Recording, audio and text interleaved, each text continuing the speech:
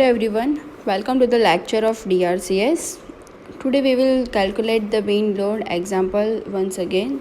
Let's start the example. A multi-story building, a 20 by 30 meter plan, dimension is shown in a figure. Height of the building is 30 meter. Bay width given 5 meter in a both direction. Story height is uniform. Location is Surat. Category is 3. Topography is plain with an upward slope less than 3 degree. Life of the building is 100 years. Determine the wind load acting on an internal frame at a nodal points and draw wind pressure diagram. So we have to find out the wind loads on an internal frame at node points and we have to draw a wind pressure diagram. So this figure is given. Bay width is given 5 meter in both directions. So we have this figure and we have to calculate a wind load in this building. So let's start step number 1, which is the design wind speed Vz. So for finding Vz, we have an equation Vb into K1 into K2 into K3. This equation is given in IS 875 part 3, page number 8, in which Vb is a basic wind speed. So we have a location of this building is Surat. So from appendix A or a map of the India, we can find out the Vb basic wind speed in a Surat. It is a 44 meter per second. Now K1 is a probability factor. We can say it is a risk coefficient. So for a life of 100 years in IS 875 part 3 table number 1, we can find out K1 is a 1.07, which is based on a VB. Here VB is 44. So for a VB and life of 100 years, we can find out K1, that is 1.07. I have already explain how to find out K1, K2 and K3 in a previous lectures. So everyone can see this particular location where we can find out K1, K2 and K3. So you can see in a previous videos. Now K2 is a terrain height and structure size factor, and here category 3 is given. So we can find out K2 for the greatest dimension of the building is 30 meter. So K2 is different for a different height. So for 10 meter it is 0.88, 15 meter is 0.94, 20 meter is 0.98 and 30 meter it is a 1.03. This K2 we have find out from a table number 2 from IS 875 part 3. So for different height we have a different K2, right? Now we can calculate K3, that is a topography factor. So for a plain topography with a upwind slope less than 3 degree, K3 will 1. This also we have find out from IS 875 part 3 close number 5.3.3.1. Now we will find out the design wind speed at a 30 meter height. So we have all data VB, K1, K2 and K3. So for 30 meter it will be 44 into 1.07 into 1.03 into 1.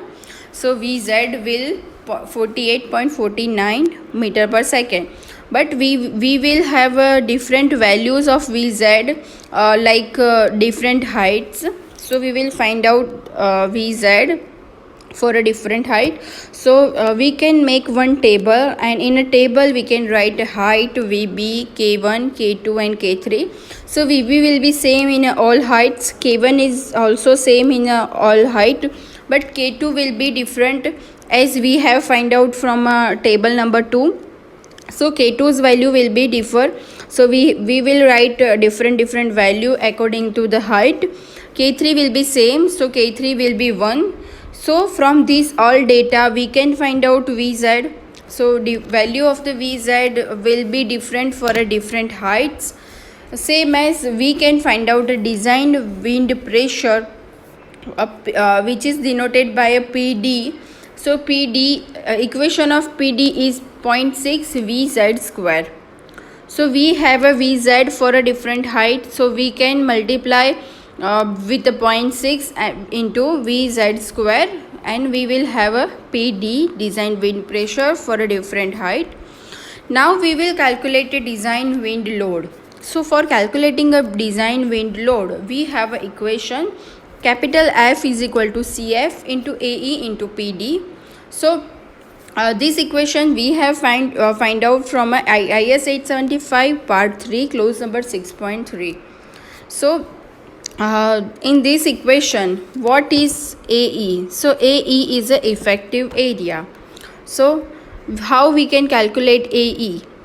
So AE is a into H, right? So here in a plan and in elevation. So in a plan, A is 20 and B is a 30. In elevation, A is a 20 and H is a 30. So for calculation of CF, we will have these two values. So H by B is 1. Therefore, figure number 4A of code page number 9 from IS 875 part 3. So if we want to find out a CF, then we have two figures, 4A and 4B. If H by B's value is greater than 1, then we will use 4B. But here it is a 1. Therefore, we will use figure number 4A, and A by B is a 0.67. So from these two values, we can find out CF is 1.22 from the figure. So I have already explained how to find out the CF in a previous lecture.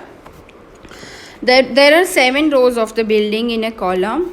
So length of the building is 30 meter and effective frontal area will be 30 by 7 into 1. So AE is equal to 4.285 meter square. Now loading on a frame per meter height of the wall will be F is equal to CF into AE into PD. So equation will be 1.22 into 4.285 into PD. So it will be a 5.23 PD Newton per meter. Design wind load per meter height of wall is calculated as under. So we can find out different F from a different values of PD. So we will multiply a PD by a 5.23 Newton per meter. So we will have a different F for a different height of building. Now we will find out the nodal points. So nodal are considered at the center of the beam column joint. So where beam and column joint is coming, so center of this beam and column joint is called as a nodal point. So assume a overall depth of the beam is 500 mm, right? अब हम लोग find out करेंगे nodal point loads. So nodal point load find out करने के लिए सबसे पहले हम लोग ये फिगर को समझेंगे कि ये फिगर पे हम लोग लोडिंग लेवल कैसे फाइंड आउट कर सकते हैं. सो हमें ये फिगर में दो अलग अलग फिगर्स दी है. ए विंड प्रेशर डायग्राम है और बी है नोडल पॉइंट्स, ठीक है. सो उसमें हम लोगों को सबसे पहले नोड फाइंड आउट करने पड़ेंगे. सो नोड क्या है, तो मतलब नोड मैंने आगे बताया आपको कि बीम एंड कॉलम का जो जॉइंट होता है उसका सेंटर होता है, उसको हम लोग बोलेंगे नोड. तो हम लोगों ने बीम की हाइट क्या अज्यूम की थी, 500 मीटर, ठीक है. सो अब सबसे पहले हम लोग ये 30 मीटर को 7 फ्लोरे में डिवाइड किया है. ये जो बिल्डिंग है 7 फ्लोरे की है. तो सबसे पहले हम लोग समझेंगे कि ये 30 मीटर को डिवाइड कैसे किया है. सो ईच फ्लोरे की हाइट यहाँ पे ली है 4 मीटर, ठीक है. सो 4 मीटर ईच फ्लोरे की हाइट हो गई. तो 7 फ्लोर की बिल्डिंग है तो टोटल 28 मीटर के तो फ्लोर हो गए. सो 28 मीटर का फ्लोर हो गया. 1 मीटर के पैरापेट वॉल है, यहाँ पे फिगर में दिखाया है पैरापेट वॉल. वो पैरापेट वॉल 1 मीटर है वो, और 1 मीटर क्या कंसिडर किया है, प्लिंथ लेवल, ठीक है. सो यहाँ पे अब आप देख पाओगे कि ये जो फर्स्ट फ्लोर है वहाँ पे 5 मीटर लिया है, +5, मतलब कि height up to first floor की 5 मीटर है. उसके बाद सेकेंड फ्लोर तक की हाइट है 9 मीटर, उसमें 4 मीटर ऐड हो गया. अगेन +4 करेंगे तो 13 मीटर, अगेन +4 करेंगे तो 17 मीटर, +4 करेंगे तो 21 मीटर, +4 करेंगे तो 25 मीटर, +4 करेंगे तो 29 मीटर, एंड 1 मीटर की पैरापेट वॉल है तो +1 होगा 30 मीटर. सो ये डिवीज़न आपको समझ में आ गया. अब हम लोग देखेंगे कि नोड, ये जो नोड कैसे फाइंड आउट किया है. सो सबसे पहला नोड है ये ग्राउंड लेवल के नीचे 0.75 मीटर, ठीक है। तो वो कैसे किया, 1 मीटर बिलो था, ग्राउंड लेवल के नीचे 1 मीटर है। सो 1 मीटर में से हमारे पास क्या है, 500 mm का बीम है। सो 500 mm में से 250 mm क्या है हमारा नोडल, मतलब सेंटर पे जाना पड़ेगा हमें। सो 250 mm माइनस कर देंगे तो हमें तो जैसे कि ये ग्राउंड लेवल के नीचे 1 मीटर से बिलो हम लोग 1 मीटर में से 250 माइनस करेंगे mm। सो क्या मिलेगा हमें, 0.75 मीटर। ठीक है। सो ये 0.75 मीटर मिल गया। प्लस फर्स्ट फ्लोर की हाइट क्या है, 4 मीटर। सो प्लस 4 करेंगे तो ये क्या मिल गया, 4.75। प्लस 4 करेंगे तो 8.75, प्लस 4 करेंगे तो 12.75। अगर हमें ऐसे नहीं फाइंड आउट करना है तो हम लोग ऐसे भी कर सकते हैं कि ये फर्स्ट फ्लोर की हाइट क्या थी, 5 मीटर। ठीक है। सो 5 मीटर में से हमें नोड पॉइंट पे जाना हो तो हम लोग 250 mm माइनस करेंगे, बिकॉज़ ये 5 मीटर क्या है, ऊपर तक का हाइट, मतलब ये 5 मीटर ऊपर तक की हाइट है, ये बीम के ऊपर की हाइट है। सो हमें नोड पॉइंट पे आना हो तो 250 माइनस करेंगे तो यहाँ पे 4.75 मीटर का एरो बताया है। ठीक है। वो कहाँ तक का है, मतलब कि सेंटर ऑफ द बीम। सो हमें क्या मिलेगा, फर्स्ट फ्लोर का नोड 4.75, वैसे सेकंड फ्लोर का मिलेगा 8.75, थर्ड फ्लोर का मिलेगा 12.75, फोर्थ का मिलेगा 16.75, फिफ्थ का मिलेगा 20.75, सिक्स का मिलेगा 24.75 एंड सेवेंथ फ्लोर का मिलेगा 28.75 मीटर। ठीक है। अब हम लोगों ने नोडल पॉइंट फाइंड आउट कर लिया। अब हमें लोडिंग लेवल फाइंड आउट करना है। सो लोडिंग लेवल कैसे फाइंड आउट करेंगे, सब ये जो 4.75 है उसको डिवाइड बाय 2 करेंगे तो हमें सेंटर मिल जाएगा फ्लोर का। So centre of the floor क्या है, 2.375। उसमें हम लोग प्लस 4 करेंगे तो हमें क्या मिलेगा, 6.375। यहाँ पे टाइपिंग मिस्टेक है, 6.75 नहीं 6.375 आएगा। वैसे ही सारे में बीच में 3 नहीं है, उसमें प्लस 4 करेंगे तो 10.375, प्लस 4 करेंगे तो 14.375, प्लस 4 करेंगे तो 18.375, उसमें भी प्लस 4 करेंगे तो 22.375, प्लस 4 26.375। सो हमें ये सारे लोडिंग लेवल मिल गए।